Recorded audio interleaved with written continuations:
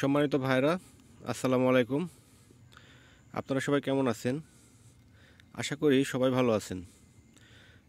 তো এই জমিটা হয়তো আপনাদের কাছে অনেক পরিচিত লাগছে, কারণ এই জমির ভিডিও কিন্তু আমি প্রথম থেকে দিয়ে আসছি যে প্রতিনিয়ত গাছের কেমন অবস্থান থাকবে। তো মোটামুটি 10 দিন 12 দিন পর পর এই জমিতে আমি ভিডিও করি গাছের অবস্থান দেখানোর জন্য। তো এখন পর্যন্ত গাছের অবস্থান দেখেন, গাছের বয়স কিন্তু প্রায় 4 মাস হতে যাচ্ছে। আর অল্প কয়েকদিনের মধ্যে কিন্তু 4 মাস হয়ে যাবে। তো 4 মাস গাছের বয়সেও কিন্তু এখনও কিন্তু গাছের নতুন কিন্তু এখনও ডগা আছে, গাছের পাতা সবুজ আছে, গাছে কিন্তু এখনও পর্যাপ্ত কিন্তু এখনও ফলও আছে, প্রচুর পরিমাণে ফল ভিতরে। আপনারা দেখেন, আমি কোনো মিথ্যা কথা বলছি না এবং কোনো এডিটিং করাও কিন্তু ওটা ভিডিও আমি ছাড়ি না, কারণ আমি হলাম একজন কৃষক।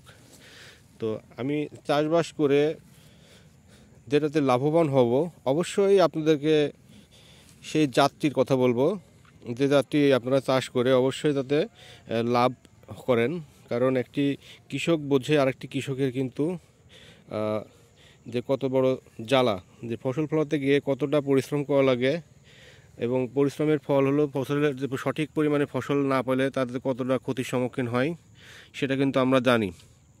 কিন্তু আমি আপনাদেরকে ভিডিও করার মূলত উদ্দেশ্য হলো যে গাছের 4 মাসের বয়সে গাছের এখন পর্যন্ত কী পর্যায়ে পরিমাণ আছে। সাধারণত কিন্তু শশা গাছ কিন্তু 70-80 দিন পর্যন্ত কিন্তু অনেক গাছ টিকে না।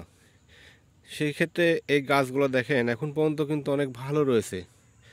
এর জন্য রয়েছে কি জানেন, যে সঠিক জাত এবং সঠিক পরিচর্যা।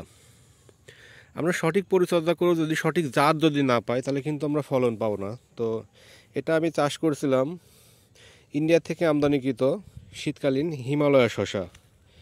এই হিমালয়া শশার এত ভালো রেজাল্ট, আমি কিন্তু শশা চাষ অনেক আগে থেকেই করতেছি। তো এরকম রেজাল্ট কিন্তু আমি কোনো জাতের পাই নাই, কেননা আমরা কিন্তু অনেকে হাইব্রিড শশা চাষ করে থাকি। গাছের প্রথম দিকে পর্যাপ্ত পরিমাণে ফল এসে 60 দিন না ফুটতে মোটামুটি গাছ শেষ। তো সেক্ষেত্রে কিন্তু এই গাছের বয়স কিন্তু তার থেকে কিন্তু ডবলেরও ডবল হয়ে গেছে। সে কবে গরমকালের যখন গরম গরম ছিল তখন কিন্তু আমার হলো এই জমিতে হলো শশার বীজ রোপণ করছিলাম। শশার বীজ রোপণ করছি আমি হলো মোটামুটি অক্টোবর মাসের 22-23 তারিখের দিকে এই জমির হলো বীজ রোপণ করা। তো তখন কিন্তু জমিতে কিন্তু আমার হলো বর্ষাকালে পার হয়ে আসছে, জমিতে কিন্তু ড্রেনের মধ্যে পানি ছিল জন্য আমি কিন্তু চাষবাস করতে পারছিলাম না। তো আগাম করে শশা চাষ করবার জন্য আমি কি করছিলাম, যে পুরাতন মাছা যেগুলো ছিল ওর উপর সাইডে আমি মাটি হালকা করে আলগা করে দিয়ে এবং এর সাথে শুকনা মাটি কিছু যুক্ত করে এই বীজগুলো আমি রোপণ করছিলাম। তো আলহামদুলিল্লাহ এই পরিবেশে বীজ রোপণ করার পরেও গাছের যে আজকে এই পর্যন্ত এখনও টিকে আছে, এজন্য আল্লাহর কাছে লাখো কোটি শুকরিয়া।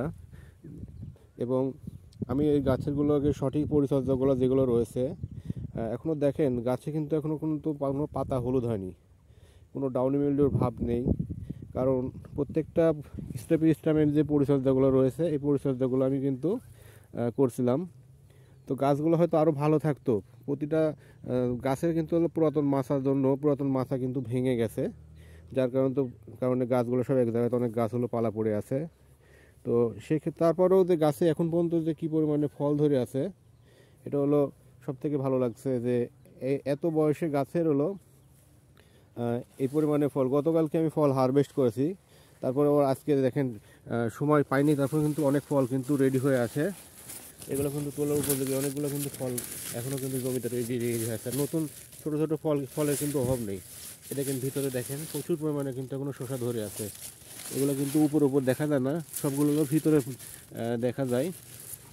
তো এই হলো অবস্থান। তো আপনারা যারা শশা চাষ করবেন অবশ্যই সঠিক জাত বুঝে শশা চাষ করবেন, অবশ্যই আপনারা শশা চাষ করে লাভবান হবেন। তো ধন্যবাদ সবাইকে, এবং ধন্যবাদ জানাচ্ছি যে কোম্পানি বীজটা দিয়েছিল সেই কোম্পানিকে, যে সঠিক কথা বলছিল, যে কথা বলছে সেই কথা কিন্তু সঠিক কাজও রয়েছে, যে গাছের লংজিভিটি ভালো থাকবে এবং গাছে গাটে গাটে ফল হবে, সেটা কিন্তু আমি অনেক মিল পেয়েছি। তো আপনারা যারা শশা চাষ করবেন এই হিমালয় শসাটা আগামী শীতে যারা চাষ করবেন হিমালয় শসা চাষ করতে পারেন, ইনশাল্লাহ ভালো ফলন পাবেন এবং গাছের অনেক দিন লংজিভিটি থাকবে এবং সঠিক পরিচর্যাগুলো করবেন তাহলে ভালো হবে। তো ভাইয়ারা আমার ভিডিওটি যদি ভালো লাগে অবশ্যই চ্যানেলটি সাবস্ক্রাইব করবেন, কারণ আমরা চাষি, আমরা পরীক্ষিত হয়ে আপনাদেরকে সাজেস্ট করব, কারণ আমরা কোনো ভিডিও দেখে এডিটিং করে আমরা কোনো কাজ করি না। তো ধন্যবাদ সবাইকে।